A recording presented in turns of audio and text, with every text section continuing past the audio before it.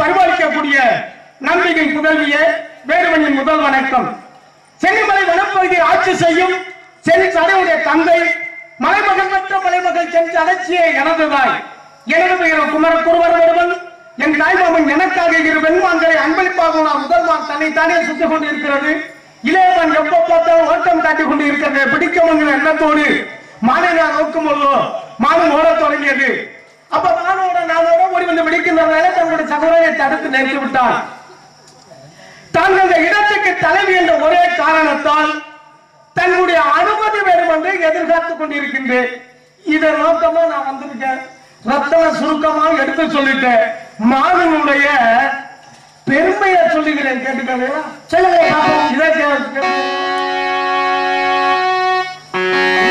எத்தனை மனம் நாடி இதை தோடி என்னாலே வனத்துக்குள் போகின்றதம்மா. திரை வனத்துக்குள் போகின்றதம்மா. எத்தனை மனம் நாடி இருந்தோடி வந்தமானோ வனத்துக்குள் போகின்றதம்மா. நானே வனத்துக்குள் போகின்றதம்மா.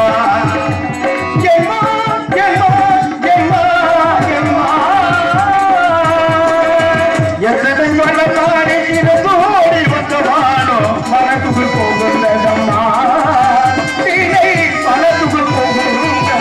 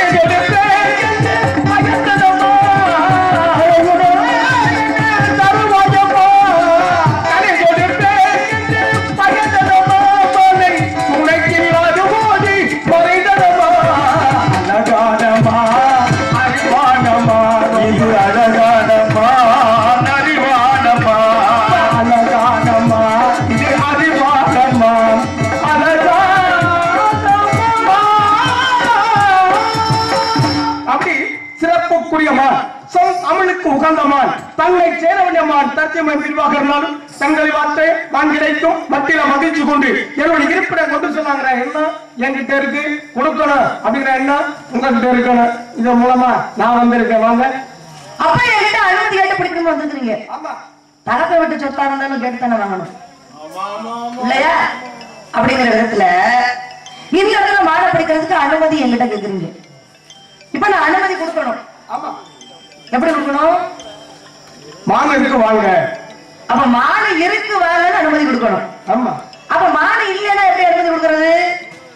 மான் இல்லைன்னா உங்களுக்கு அனுமதி கொடுக்க சொல்லலையே. நீங்க எனக்கு நான் இல்லையே. நீங்க எனக்கு சட்டம் போடக்கூடாது. நான் ஒண்ணும் உங்களுக்கு சட்டம் போடலையே. அப்ப இப்ப நீங்க சொன்னது என்ன? என்ன சொன்ன? மான் இருக்குன்னு நீங்க அனுமதி கொடுக்கணும். ஆமா. நான் சொன்னது என்ன? மான் இருந்தா தான் அனுமதி கொடுக்க முடியும். மான் இல்லாத பொழுது எப்படி அனுமதி கொடுக்க முடியும்? இருக்கிறதால நான் வந்திருக்கேன். நீங்க இருக்கிறதால வந்திருக்கீங்க. நான் நம்புறேன். இல்லாத இடத்துக்கு நான் வரல. நான் ஒரு விஷயம் உங்களை சுத்தி வச்சு பேச மாட்டேன். நான் நீங்க சொன்னது பொய்ன்னு நான் சொல்ல கிடையாது. நீங்க மான தேடி வரல, மானே இங்க வரல நான் சொல்ல கிடையாது. நல்லா புரிஞ்சுக்கணும். வரலங்கிறதுக்கு இல்லங்கிறதுக்கு வித்தியாசம் இருக்குது. இதுவும் 20 கால தூரம் இல்ல சுற்றளவு. 20 கால தூரம் என்றால் 200 மைல்கள் சுற்றளவு கொண்ட இந்த வனாந்தரத்துல உடைய மாநாட்டத்துக்கு வந்துச்சு சொல்றீங்க. இந்த 200 மைல்கள் சுற்றளவு வேலைப்பட்டு நான் காவ காக்க கிடையாது. அப்படி காவ காக்க முடியாது. இந்த சுற்றுலா பகுதியில என் தந்தை ஒரு எனக்காக ஒரு சிறிய இடத்தை ஒதுக்கி கொடுத்து அதில் பறன வைத்து கண்ணங்காத்துமா காவல் பார்த்துக்கிட்டு வாமான்னு சொல்லி என்னை அனுப்பி வைத்திருக்கிறார். எங்கப்பா எனக்கு கொடுத்த இடத்துல பராமரிச்சு நான் பறவைகளை எல்லாம் ஓட்டி இந்த இடத்துல கண்ணுங்கருத்துமாக காவலை முடித்து இன்னைக்கு அறுவடை செய்யக்கூடிய நாள் வீட்டுக்கு போற நேரத்துக்கு வந்துட்டேன். நான் எப்படி இவ்வளவு நாள் இந்த காட்டில இருந்து இந்த காவலை பார்த்து நான் வீடு திரும்ப வேலையில் சந்தோஷமா இருந்துட்டு இருக்கிறேன். இந்த நேரம் பார்த்து உங்க மாணவர்கள் இங்க வந்துருச்சு, மானை பிடிக்கிறதுக்கு அனுமதி தாமான்னு சொல்றீங்க. மறுபடியும் சொல்றேன், உங்க மான் இங்க வரல நான் சொல்ல கிடையாது. ஏன்னா மான் வராததை பார்க்கவும் கிடையாது, வந்ததையும் நான் பார்க்கவும் கிடையாது. அப்ப பார்க்காத ஒரு விஷயத்தையோ கேட்காத ஒரு விஷயத்தையோ நானா தீர்மானம் பண்ணி சொல்வது என்று சொன்னால் அது பொய் சொல்ற மாதிரி. கண்ணால் காண்பது காதால் கேட்பது தீர விசாரிப்பதை எங்கேயும் சொல்லி வைத்த வகையில இந்த இடத்துல என்ன கேக்குறீங்க, ஐயா வேடுவரே உடைய வாழாகப்பட்டது இங்கு வரலான்னு நான் சொல்லல, ஆனா என்னுடைய இடத்துல இல்லைன்னு சொல்றதுக்கு எனக்கு முழு அதிகாரமும் உண்டு என்பதனால இந்த இடத்துல உங்க மாணகக்கூடியது இல்ல இல்ல இல்ல. மரமது மரத்திலேயே மரமதை தோளில் சாய்த்து மரமதை மரத்தால் குத்தி மாமணி ஈக்கும் போது மரமதை பார்த்த மாதம் மரமது மரம் எடுத்தாருன்னா பெருமையா சொல்லக்கூடிய இந்த தொண்டை நாட்டில தான். காரணம் என்னன்னு கேட்டா, நாட்டிலே உள்ள ஆண்கள் எல்லாம் காட்டுக்கு சென்று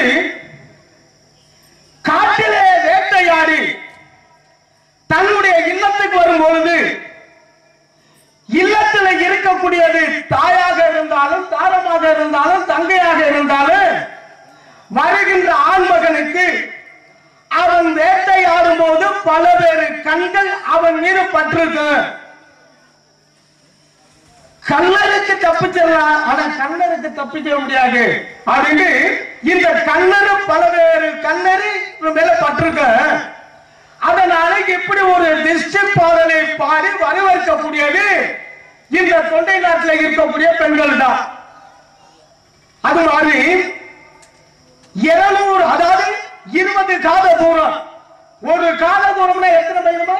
10 மைல். அப்ப 200 காத தூரத்துக்கு 20 காத தூரத்துக்கு 20 காத தூரத்துக்கு உள்ளது 200 மைல். 200 மைல்.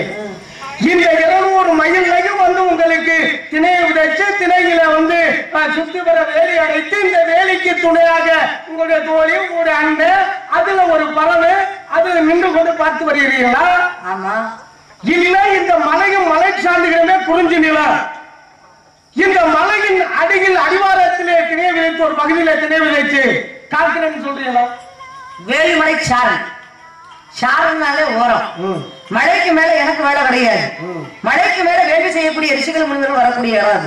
அதனால நான் ஒரு ஓரத்திலே, அதாவது திணைக்கதிர்களை எங்கே விதைக்க முடியும்? மழையில விதைக்க முடியும் கிடையாது.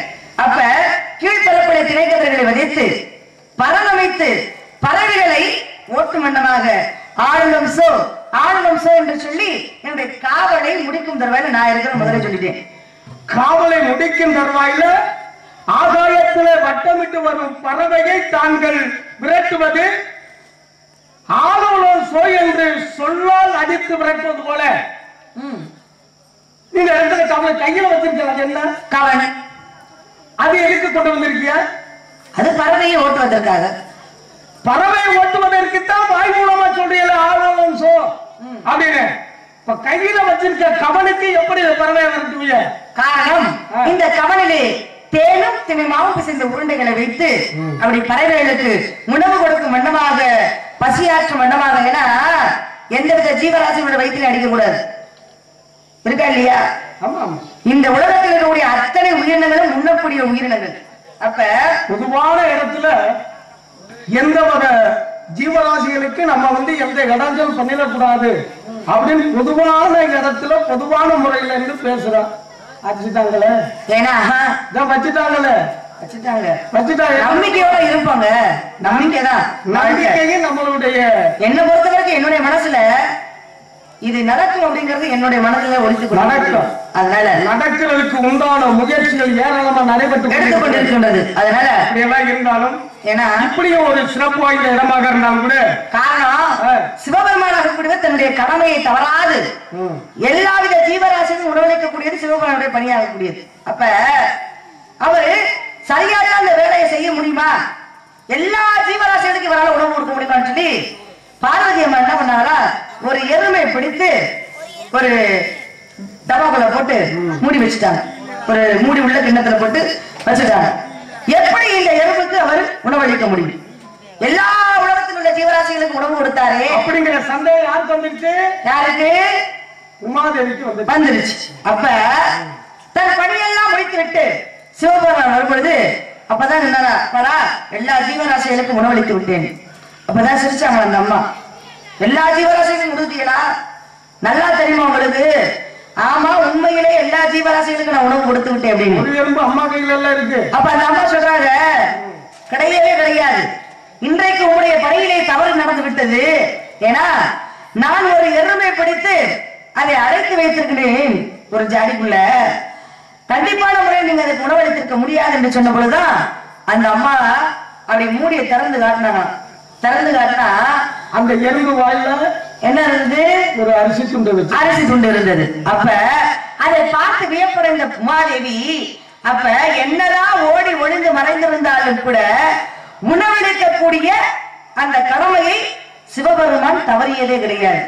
அதனால நிச்சயமாக எனக்கு நம்பிக்கை உண்டு, பகவான் படியளப்பான். அது போல எல்லா ஜீவராசிகளை வாழ வைப்பது போல இந்த கலைஞர்களையும் வாழ வைப்பான் என்ற நம்பிக்கை ஏக நிமித்தமாக இந்த பிரம்ம முகூர்த்த வேலையில அரிதாரம் போட்டு சொன்னா பழிக்கும்னு சொல்லுவாங்க. அதனால பழிக்குங்கிற நம்பிக்கையோட இந்த நாளை நாம் தொடங்குவோமாக அப்படின்னு சொல்லி நம்மெல்லாம் மரம் சிவன் தண்ணி மரம் வைத்தவன் தண்ணி ஊற்றுவான் கண்டிப்பான முறையில். அப்ப அப்ப சந்தேகத்தை பத்தியல அம்மா கையில எறும்பு நம்ம கையில இருக்கு. இந்த அம்மா கையில இருக்கக்கூடிய எறும்புக்கு உணவு அளிச்சிருக்க முடியாதுன்னு அம்மாவுக்கு ஒரு நம்பிக்கையான இடம். ஆனா அப்பேற்பட்ட அம்மா கிட்ட இருக்கக்கூடிய எறும்புக்கு கூட சிவபெருமான் உணவளித்திருக்காரு பத்தியல. ஏன்னா அவருடைய கடமையிலிருந்து அவர் தவறியது கிடையாது. போல இருவரும் காட்டு பகுதியாக வந்து கொண்டிருக்கும் பொழுது காட்டிலே ஒருவன் என்ன செய்ய வேண்டாம், ஒரு விறகு வெட்டி அடிமரத்தில் இருந்து கொண்டு முனிமரத்தை வெட்டுவதுதான் பழக்கம். இவன் என்னன்னு கேட்டா முனிமரத்திலே உட்கார்ந்து கொண்டு அடிமரத்தை வெட்டி கொண்டு இருக்க. அப்ப அடிமரத்தை வெட்டி கொண்டு இருந்தா வர சாயில எங்கே தானே விழுகுமா? இந்த சந்தேகம் உமாதேவிக்கு வந்துருச்சு. என்னங்க எல்லோருமே அடிமரத்துல இருந்து முனிமரத்தை வெட்டுவார்கள், இப்படித்தான் நாம பார்த்திருக்கோம். இவன் என்னன்னா முனிமரத்துல இருந்து அடிமரத்தை வெட்டுகிறானே எப்படிங்க அப்படின்னு இப்ப பார்த்துக்கொள். இவன் விதி பிரகாரம் ஒண்ணு அம்மா தான் நீ காப்பாற்ற, அப்பா அப்படின்னா நான் காப்பாற்றுறேன். இவங்க ரெண்டு பேருக்கு இந்த அவனுடைய விதி முடியுது. அவன் என்ன சொல்லிக்கிட்டு சொல்றான், மரத்தை வெட்டுறா சாயுது விழுகிறான். ஐயோ காலையில அந்த வார்த்தையை சொல்லக்கூடாது. ஆமா அப்படின்னு சொல்லுவாங்க. எவன் தான் என் பொண்டாட்டி பேர சொன்னான்னு அவன் அங்கே தூக்கிட்டு வந்துட்டாங்க. அப்படி உள்ள நேரத்துல அதை முடிச்சு இங்கிட்டு வரும்பொழுது ஒரே ஒரு குட்டிமான் தாயை பிரிஞ்சு தனிமையில வாடுகிறது பசியின் மூலமாக. பசி அதிகரிக்குது, தாய்மானை காணவில்லை. ஆனா குட்டிமானோ தாயை தேடி அலங்கி கருகிறது. தன்னால் நடக்க கூட சேட்டை இல்லாம நேரத்துல அந்த உமாதேவி ஆகப்பட்டப்பதான் யாங்க இந்த குட்டி இப்படி ஒரு தாயை பிரிந்து இப்படி அனாதையாக சுற்றுகிறது, இதனுடைய முழுமையான காரணம் என்ன அப்படின்னு சொல்லி சிவன் கிட்ட கேட்க. அப்பதான் சிவன் சொன்னார, ஆமா இதுக்கு இந்த குட்டியின் மானாக பிறந்தது முதற்பிறப்புல ஒரு பெண், முதற்பிறவியில ஒரு பெண். அந்த பெண் ஒரு ஒரு ஊருக்கு ஒரு பெருமை வாய்ந்த ஒரு தகுதி வாய்ந்த குடும்பம். அந்த பெண்ணை என்ன சொன்னாலும் அந்த ஊரே கேட்கிற மாதிரி ஒரு தராதாரத்துல மிகுந்தவங்க அப்படின்னு சொல்லி அவங்க இடத்துல இந்த ஒருத்தர் என்ன பண்ணிருக்கான், வாய் பேச தெரியாதவன் வேலைக்குன்னு போயிருந்திருக்கான். வேலை செய்கிறவனுக்கு ஊதியம் கொடுக்கணுமாலையா? ஊதியம் கேட்க போனா அந்த என்ன நீ அதை பாரு இதை பாரு அங்க போ இங்க போ அப்படின்னு சொல்லி கருத்திடுறான்.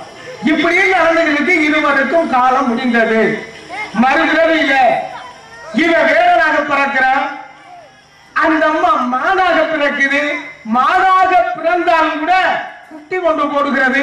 இருந்தாலும் இவன் வேட்டைக்கு போய் அந்த முன்பட்ட கடனை அந்த மான் மீது அடிச்சு இவன் அந்த கடனை தீர்த்துக்கிட்டான். இந்த குட்டி என்னமா பண்ண? இந்த குட்டி என்ன பண்ண? எந்த குட்டி கேக்குறீங்க? குட்டி என்ன பண்ண அப்படிங்கறத சித்தத்தை போட்டு அப்படிங்கறத பார்க்கலாம். அழகான ஒரு விஷயம். நீங்க சொன்ன மாதிரி முன் ஜென்மத்தில் செய்த நல்லதோ கெட்டதோ அதை பிற ஜென்மத்தில் நாம் அனுபவித்து ஆக வேண்டும். நல்லதாக இருந்தால் நல்ல பயனை அடைவோம், கெட்டதாக இருந்தால் அதற்குண்டான பலனை அனுபவிக்க வேண்டும். அது தெய்வத்தினுடைய நியதி. கர்ம வினைன்னு ஒண்ணு இருக்குது, அதை மாத்த யாராலையும் முடியாது. அப்படிங்கறனால உங்க மாடு ஐயா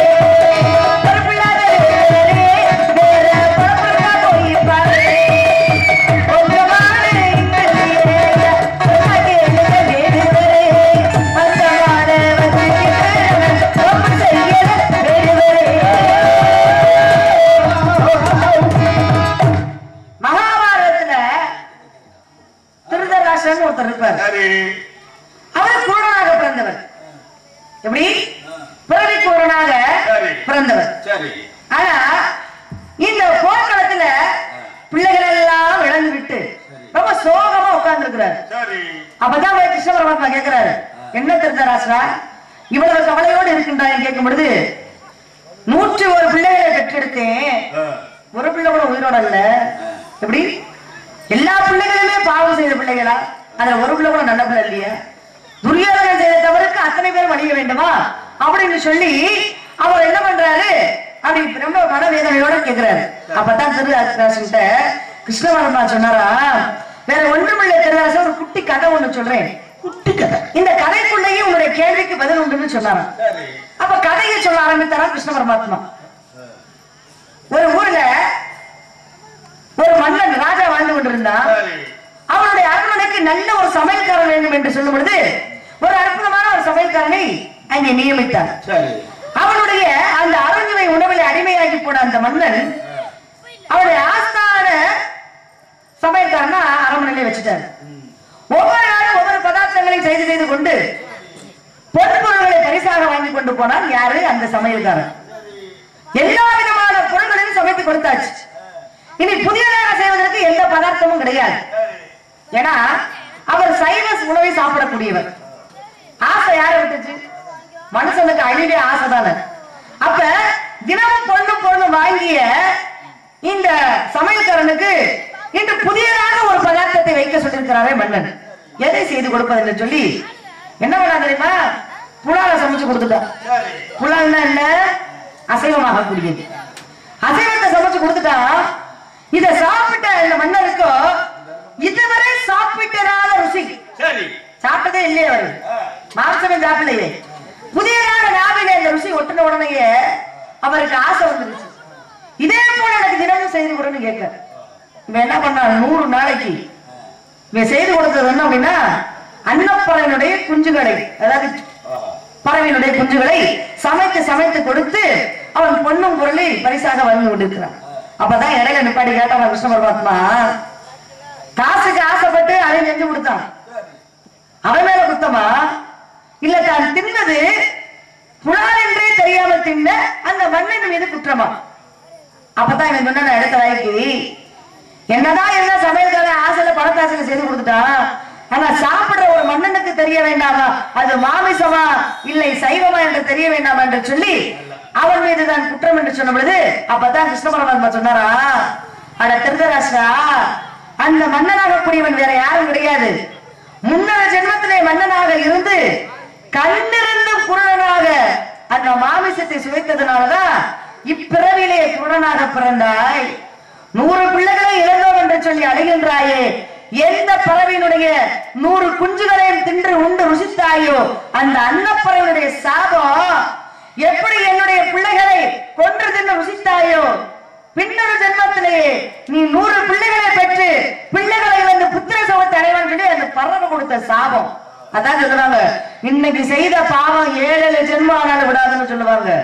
இதெல்லாம் சும்மா கிடையாது, இதெல்லாம் நடந்த ஒன்று, இதெல்லாம் இந்து தர்ம சாஸ்திரத்துல எழுதி வைக்கப்பட்ட ஒன்றாக நம்ம விட நாம இன்னைக்கு எதை செய்யறோமோ அது நல்லதாக இருந்தால் நல்லதா விளையும், கெட்டதாக இருந்தால் கெட்டதாக விளையும் என்று சொல்லி இந்த இடத்துல மான தேடி வந்திருக்கிறீங்க. நான் உங்களை ரொம்ப நல்லவரும் நம்பிய மக்கள் நிப்பாட்டி வச்சு உங்ககிட்ட பதில் சொல்லிக்கிட்டு இருக்கிறேன். நல்லவராவதும் தீவராவதும் உங்களுடைய செய்கையில இருக்குது, அதனால மாறுங்க இல்ல. நல்லவராவதும் தீவிரவாதும் என்னுடைய செய்கையில இருக்குது இருப்பதாக நீங்க நினைக்கிறீங்க. ஆமா, எல்லாரும் சொல்லுவாங்க நல்லவராவது தீயவராவது அன்னை வளர்ப்பு நிலைன்னு சொல்லுவாங்க. பார்த்த உடனேயே தெரிஞ்சு கொள்ளலாமே நல்லவர் கெட்டவர். அதெல்லாம் அந்த காலத்துலங்க ஒரு திண்ணைய கட்டி வச்சாங்க வாசல்ல, வழிபோக்கர்ல வந்து போனா ஆயாசமா இருந்து உட்கார்ந்துட்டு தூங்கி எந்திரிச்சு போறதுக்கும் ஒரு மண்குடுவையில தண்ணி வச்சுட்டு போவோம் குடிச்சிட்டு போறதுக்கு. இன்னைக்கு யாரையாவது நம்பி கட்டி வைக்க முடியுமா? அந்த திண்ணையில வெளியில இருக்கிற தண்ணியை குடிக்கிறப்ப வீட்டுக்குள்ள வந்து தண்ணியை குடிச்சிட்டு போயிருவியா? காலம் அப்படி இருக்குதுங்க. துரியோதன தந்தைக்கு கண்ணு தெரியாது. ஆமா, தெரியாது இல்ல, தெரியாது. அதே நேரத்துல கண்ணு தெரியாதவன ஒரு பெண்ணு திருமணம் செஞ்சான். கண்ணு தெரியாதவனை கட்டிக்கிட்டது யாரு? காந்தாரி ஆகக்கூடியவன், காந்தாரி ஆகப்பட்டவன் திருமணம் செய்தார். ஆமா, அவளுக்கு என்ன திருமணம் செஞ்சுட்டான். இந்த திருமணம் செய்திருந்தாலும் கூட 100 பிள்ளைகளை பெற்று எடுத்துட்டான். இருந்தாலும் கணவன் பார்க்காதத நம்ம ஏன் பார்க்கணும்? கணவன் கண்டு ரசிப்பு இல்லாதத நம்ம எண்ணத்துக்கு பார்த்து ரசிக்கணும் அப்படின்னு கணவனுக்கு கண்ணு தெரியலை உடனே அந்த பெண்மணியும் கருப்பு துணி எடுத்து கண்களை கட்டிக்கொண்டு காலத்தை ஓட்டினாளா. கணவன் போன போக்கில மனைவியும் சென்று கொண்டார். அவங்களும் ஒரு பெண்ணு தான். மான் வந்தது அப்படி என்று நான் சொன்னாலும் கூட வள்ளை இல்லை என்று சொல்லாமல் அதற்கு பல உதாரணங்களை கூடிக்கொண்டு பேசுவது நீங்களும் ஒரு பெண்ணுதான். இத வச்சிருந்து என்ன பண்ண போறீங்க? எதை வச்சிருந்து? இத வச்சிருந்து என்ன பண்ண போறீங்க? கரும்பு தின்ன கூலி கொடுத்த நாடு என்னுடைய நாடு. எப்படி? கரும்பு தின்ன கூலி கொடுத்த நாடு என்னுடைய நாடு. இந்த மாலை வச்சுட்டு நான் என்ன பண்ண போறேன்? கரும்பு திங்க கூலி கொடுத்த நாடு உங்களுடைய தொண்டை நாடா இருந்ததுனால மானு எனக்கு கிடைக்கும் அப்படின்னு உங்ககிட்ட வந்து நீங்க பேசிக்கிட்டு இருக்க. உங்களுக்கு வேணாம், எனக்கு வேணாம். இன்னும் கொஞ்ச நேரத்துல எங்க அண்ணே எங்க அப்பா எல்லாம் வந்துருவாங்க. இப்படி வளர்ந்து நிற்கக்கூடிய எங்க திணைக்கருதுகளை அறுவடை செய்து இன்னும் கொஞ்ச நேரத்தை கஞ்சி காய்ச்சி ஊத்த ஆரம்பிச்சிடும். வேணும்னா வாங்கி குடிச்சுக்கிட்டு போங்க. ஏமா அதுக்கப்புறம் இந்த இடம் சுத்தமா தான் இருக்கும். இங்க பாருங்க, உங்க மானு குட்டிக்கு இருந்தா பிடிச்சுக்கிட்டு போங்க, இந்த மானு குட்டியோட குட்டி இருந்தாலும் பிடிச்சிட்டு போங்க. நான் கேட்கிறது உங்ககிட்ட, என்கிட்ட உங்க அப்பாவை கேட்கல, உங்க அண்ணனை கேட்கல, இவங்களெல்லாம் கேட்டு குத்திட்டு போறோம். நான் குத்திட்டா போய்கிட்டு இருப்பேன். ஊக்கிட்டு போற லட்சணம் பார்த்தா தெரியாது. நான் என்ன வேணும் சொல்றேன்? உங்களுடைய சம்மதம் வேணும். என்னுடைய சம்மதத்தை தாங்க நானும் சொல்லிட்டு இருக்கிறேன். மாடு இருந்தா சம்மதம் கொடுக்கலாம், இல்லாத மாடுக்கு சம்மதம் எப்படி கொடுக்க முடியும்? நாளைக்கு ஊர்வலத்துல என்ன சொல்லுவாங்க? வள்ளி பிள்ளைய காவலுக்கு நம்பிராஜ நாட்டுக்கு அனுப்புடா, கண்ட காமாளி பையனோட பேசிக்கிட்டு நிக்குதுன்னு சொல்லுவாங்களா? சொல்ல மாட்டாங்க. எங்க அப்பனுக்கு கெட்ட பேர் வருமா? வராது. உங்க அப்பனுக்கு கெட்ட பேர் வராத அளவுக்கு தான் என் மான நீ கொடுத்துட்டீங்கன்னா நான் கொண்டு போயிடுவேன் அப்படிங்க. நான் வந்திருக்கேன். நீங்க சும்மா சும்மா உங்க மான உங்க மானா உங்க மான நீங்க பத்திரமா வச்சுக்கணும். உங்க மான ஊர்ல விட்டு நீங்க வாட்டுக்கு இங்க தேடி வந்தீங்கன்னா இதுக்கு நான் வரது கிடையாது. வில்லெடுத்து நானேற்று வேட்டையாடு வீரர்கள் உண்டு. அதே சமயம் வில்லெடுத்து கொண்டு மிருகங்களை உயர்வதை செய்து அந்த மாமிசத்தை தின்று உடல் வளர்ச்சி வேடுவர் கூட்டமும் உண்டு. கிடைத்த மிருக மாமிசத்தை தான் ருசி பார்த்து இதய சக்தியோடு அதை ஆண்டவனுக்கு அர்ப்பணித்து கண்ணொளி பெற்ற கண்ணப்பன் போன்ற 10 வேடுவர்கள் இந்த நாட்டுல தான் உண்டு. அப்படி உள்ள நாட்டுல இப்படி அடி வயிற்றுல இடி விழுந்தது மாதிரி எங்க அப்பா வரட்டு, எங்க அம்மா வரட்டு, எங்க அண்ணே வரட்டு அப்படின்னு சொல்லி சமாளிச்சுக்கிட்டு இருக்கிய. கட்டி போட்டா குட்டி போட போதா? இதே உலகத்துலதான் பாருங்க, கையில குஷ்டம் இருந்தாலும் கூட இல்ல முறையெல்லாம் பூத்து புழுக்கள் பாய்ந்தாலும் கூட நலாயினி என்ன சொல்லக்கூடிய கூடையில தூக்கிக்கிட்டு புருஷனை ஒவ்வொரு கூத்தியா வீட்டுக்கா கூட்டிக்கிட்டு போன பொம்பளையும் பிறந்த நாடுதான் இந்த நாடு. நீங்க அந்த மாதிரி பொம்பளை நினைச்சிட்டுலாம் என்கிட்ட பேசக்கூடாது. அது மாதிரியா? நான் அப்படி எல்லாம் கூட்டிக்கிட்டு எல்லாம் போக மாட்டேன். நான் கருத்தை திரும்பி போட்டு போயிட்டே இருப்பேன். அப்பேற்பட்ட பெண்கள் பிறந்த நாட்டுல நீ பெண்களுக்கே ஒதுவாக கூத்தியா வீடு கூட்டிட்டு போனா நாங்க நல்ல பொம்பளை பிள்ளைங்க. என்ன சொல்ல போறோம்? உங்களை அடிச்சு பிள்ளைங்க இனிமையாச்சு நீ கிழக்கு கிழக்கு பெருந்ததம்மா கீழ்வானோ சிவந்ததம்மா கெட்டிக்கார பெண்ணே நீ கெட்டிக்கார பெண்ணே நீ எட்டி எட்டி பாத்திக்கம்மா அத கெட்டிக்கார பொண்ணே எட்டி எட்டி பாத்திக்கம்மா காட்டுக்குள்ளே. ஏன்னா செடி மரம் கொட்டை கோரி இதெல்லாம் நிறைய மண்டி கிடக்கு. எதுக்குலையாச்சும் ஒரு நுழைஞ்சிருக்கா புல்லு கூட்டல நிறைய கிடக்கு. அதுல நுழைஞ்சிருந்தாலும் இருக்குப்பா. நீ எதையாட்டி பாத்தீங்கம்மா சித்திரமா தனிரவு போல எட்டி பாரு. சித்திரமா தனிரவு போல சிறு சிறக்கே அழகு அந்த அழகு நீ கொடுத்தா அந்த அழகையே நீ கொடுத்தா அந்த அழகே நீ கொடுத்தா கொடுக்காம யாரு விட்டா? அந்த அழகுக்கு சிறப்பு சேர்க்கும் ஒரு நாளே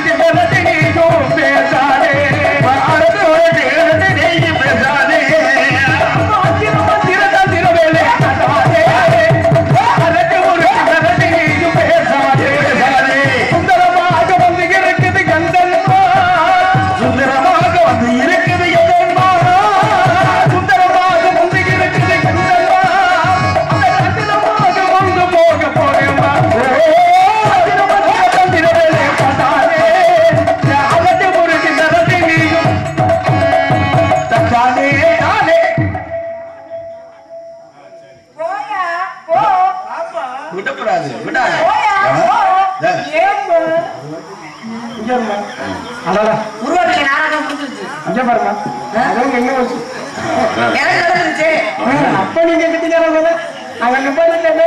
அப்ப நாங்க சொல்ல முடியாதுல்ல. கொடி பறக்கிற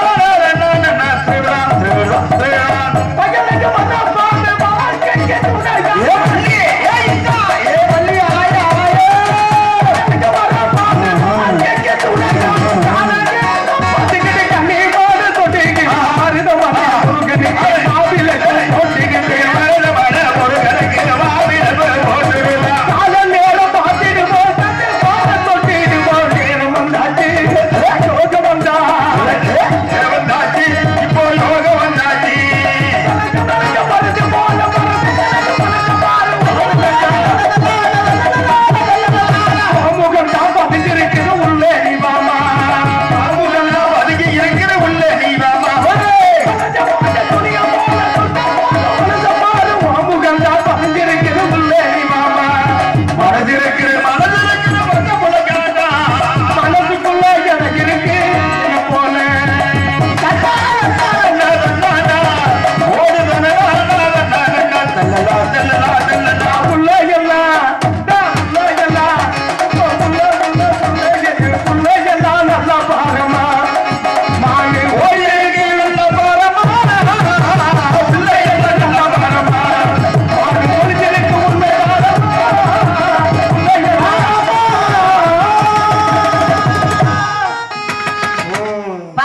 யாரு கிட்ட பிள்ளையோ இந்த வனத்துக்குள்ள வந்துட்டு மாலை பிடிக்கிறதுக்கு அருள்காமான்னு கேக்குறாரு. ரொம்ப கெஞ்சிதான் பொம்பளை வேலை கெஞ்சிதான். ஆமா நெசவத்தை காரியாம கழுதைய கலப்பன்னு சும்மா நெசமா என்னது நெசமா நல்ல இல்ல நெசவு மறைக்கீங்க அப்படி ஒண்ணும் இல்ல இல்ல எதை மறைக்கணுமோ அதை மறைச்சாலும் இல்ல எதை மறைக்க கூடாது அதை மறைக்க கூடாது. அதனால நீங்க தேடி வந்த மானுக்கு எத்தனை வகையான மான்களும் உண்டு. நீங்க தேடி வந்த மானுக்கு என்ன அடையாளம்னு சொன்னீங்க அப்படின்னா நன்றாக இருக்கு.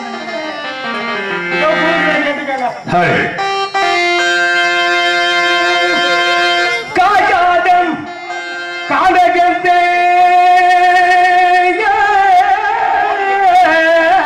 நின்றுள்ளாவோ காயாத கானகதே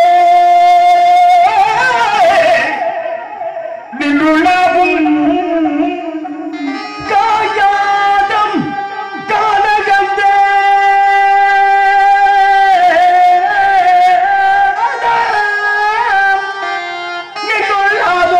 நின்றுள்ளாவும் நின்றுள்ளாவும் நற்காரிகையே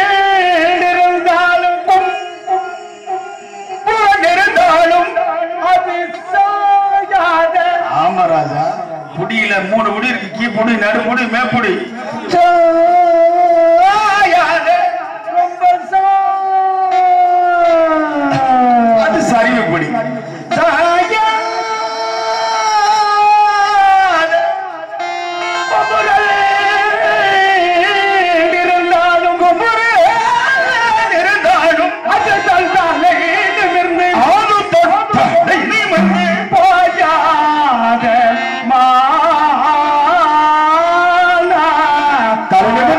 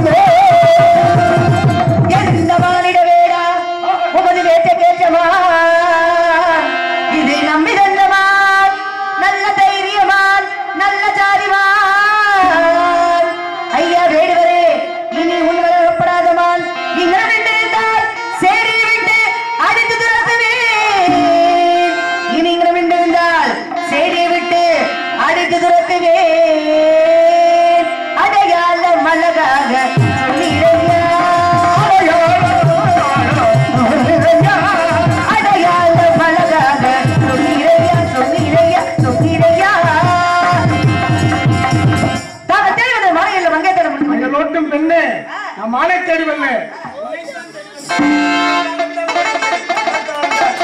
வந்து மின்னல் போல் காணுதே கதையே போகிறது. கல்வி வந்து மின்னல் போல் காணுதே என்ப காவிய கணையே ஓவியமே. கனி போல சுமை பாடிடும் போகுகிறே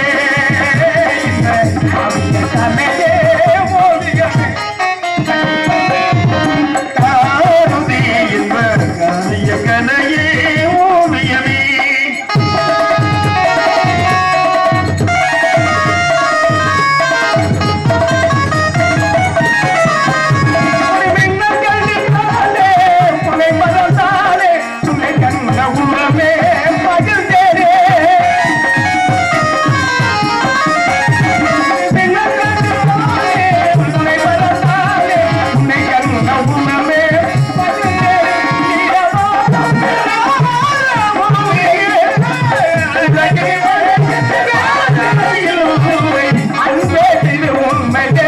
காணுதே என்ப காவிய கணையே ஓவியமே.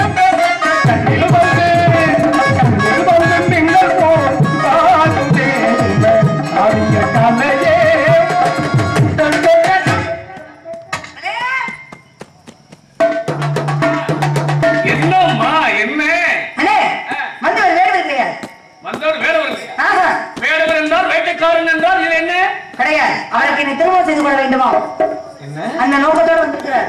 அவர் வந்தது என்னைய பார்த்து வந்திருக்கிறாரா? உன்னை பார்க்கவா? ஆமா. எதுக்காக? அதே நீ திருமணம் பண்ணிக்கணுமா? திருமணமா? அவனுக்கு நெட்டை நம்மளால் குட்டையை நம்ப கூடாது. அவனுக்கு ஒரு மாதிரியா வந்து. அப்ப என்னையும் சொல்றியா? இல்லப்பா, நீ அறிவை சேர்ந்தவன். அவன் குட்டை என்றால் அறிவில் அவன் அப்படியா? கண்ணை பார்த்து ஒளிக்கதிர்கள் தெரிகிறது. சுற்றி பார்க்கும் போது புதுமையாக தெரிகிறது. ஆனால் பேச்சிலே உட்நோக்கம் வச்சு பேசினா கோபம் வருது. என்னமோ வர மாட்டேங்குது. ஆனா சாப்பிட போனா ஆனா கைய வைக்க மாட்டேங்குது. அந்த மாதிரி இருக்குது. அதே மாதிரி. அதனால என்ன வேண்டாம் முருகனிடமே கேட்டு வெளியே போனா வெளியே வர மாட்டேங்குது. எதுனே உள்ள இருந்து வெளியே வந்தா வெளியே வர மாட்டேங்குது. இப்ப முருகனை விட்டா எல்லாம் வந்துரும். உள்ள வெளியே வந்தா எல்லாரும் முன்னிலையும் தெய்வத்தை வேண்டுமா சிறப்பு அடையும். வணங்கிடும் கைகளில் வடிவத்தை பார்த்தால் வேல் போல் தெரியுதடி.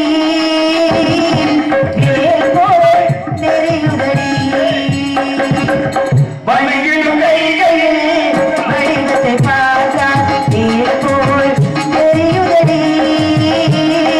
வேல் போல் தெரியுதடி.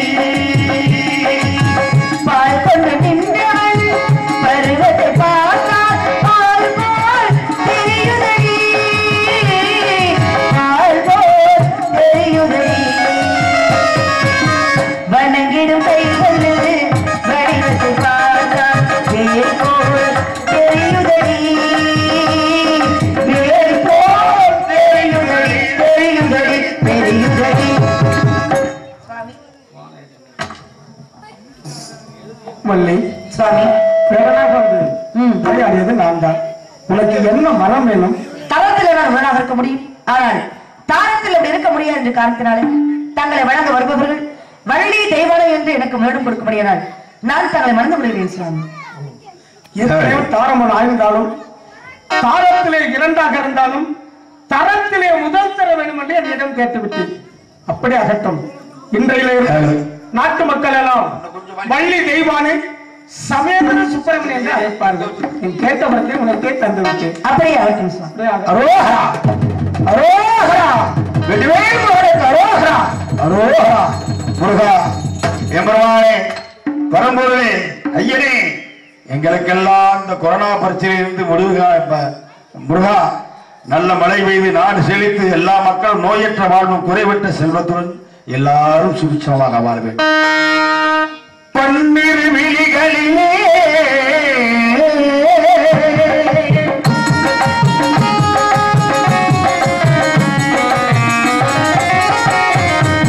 பன்னிரு விழிகளிலே பறிவுடன் ஒரு விழியாய். பன்னிரு விழிகளிலே பறிவுடன் ஒரு விழியாய்.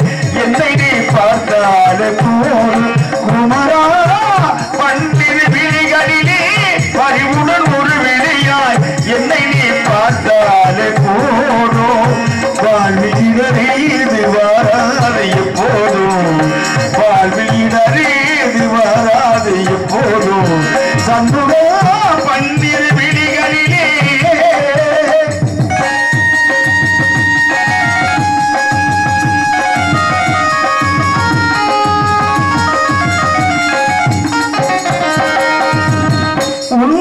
பதமணிந்து அன்புடன் இதற்கணிந்து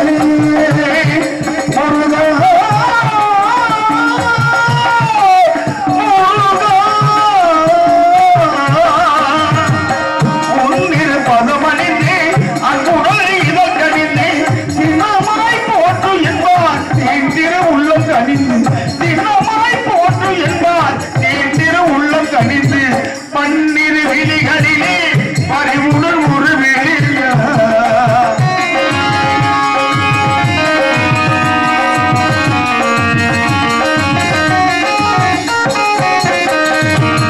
பன்னக செயலி பணிந்திடும் அருகா பாரோ புகழி போட்டிடும் குமரா பன்னக செயலி பணிந்திடும் அருகா பாரோ புகழி போட்டிடும் குமரா வண்ணமயிலேறும் வடிவேல் அழகா வண்ணமயிலேறும் வடிவேல் அழகா பள்ளிதை வானையுடன் காட்சி தரும் ஆறுமுகா பள்ளிதை வானையுடன் காட்சி தரும் ஆறுமுகா பன்னிரு விழிகளிலே பறிவுடன் ஒரு வெளியாய் என்னை நீ பார்த்தாலே போனோம் வாயிலே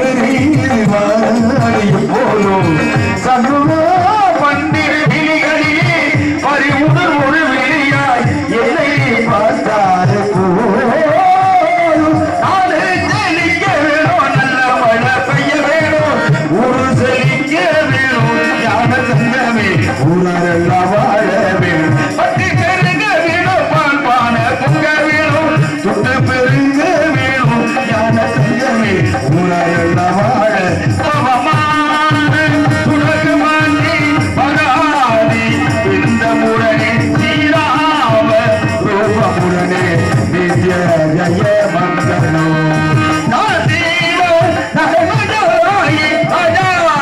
ராஜமுடனே சீராம ரூபமுடனே நித்ய ஜய மங்களம் சுபமங்களோ இது வேரி முழுக்கு இது வேரி முழுக்கு ஞான தத்தாயுத மாணிக்கு அந்த ஏழு முழுக்கு அரோஹரா அரோஹரா அரோஹரா ஸ்ரீ சங்கரா சுவாமி நாமம் வாழ்க வாழ்க வாழ்க வாழ்க சுபமங்களோ மங்களம்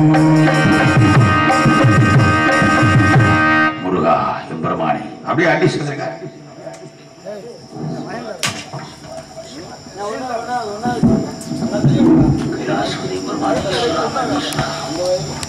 இதுவரையில் மிக அகர்ந்து நாடகத்தை கண்டுகளித்த அன்பிற்கும் மரியாதைக்குரிய ரசிக பொதுமக்கள் அனைவரையும் வணங்கி நன்றி கொள்கிறோம். எங்களுக்கு நன்முறையில் காவல் பணிகளிலே காவல்துறை சேர்ந்த அன்பு ஐயாமார்கள் சிறப்புக்குரிய நெஞ்சங்கள் வருகிறது காவலில் உதவி செய்திருந்தார்கள். நிச்சயமாக ஐயாமார்களை மறக்க முடியாது. அவர்கள் குடும்பத்தார்களும் அவர் செய்யும் தொழிலும் சிறப்படைய வேண்டும். காவல்துறை சேர்ந்த அன்பு ஐயாமார்களை வணங்கி அவர்களுக்கும் நன்றி கூறுகிறோம். எங்களுக்கு ஒளி ஒளிபரப்பை சிறப்பு தந்துள்ள அன்பு சகோதரர் கண்ணன் ஆடியோஸ் வெங்கடாமூர்த்தி சேர்ந்த பாச நெஞ்சங்களுக்கு மனப்பூர்வ நன்றி மகிழ்ச்சி தெரிவித்து இந்த மண்ணிலே வளம் பெற்று வாழ இந்த மண்ணை சார்ந்தவர்கள் எங்கிருந்தாலும் நலமுடன் வாழ அருள்மிகு அன்னை சிவகாரியமனை வணங்கி இந்த நாடகத்தில் நடத்திய மரியாதைக்குரிய குடாளர் வேளாண் சமுதாயத்தைச் சேர்ந்த அன்பு நெஞ்சங்கள் ஒவ்வொரு குடும்பத்தாரையும் ஒவ்வொரு உள்ளத்தையும் வணங்கி கல்லணி என்ற கிராமத்து பொதுமக்களை வணங்கி உங்களிடமிருந்து பாசப்பணிவுடன் விடைபெறுகின்றோம். நன்றி சர்வதா.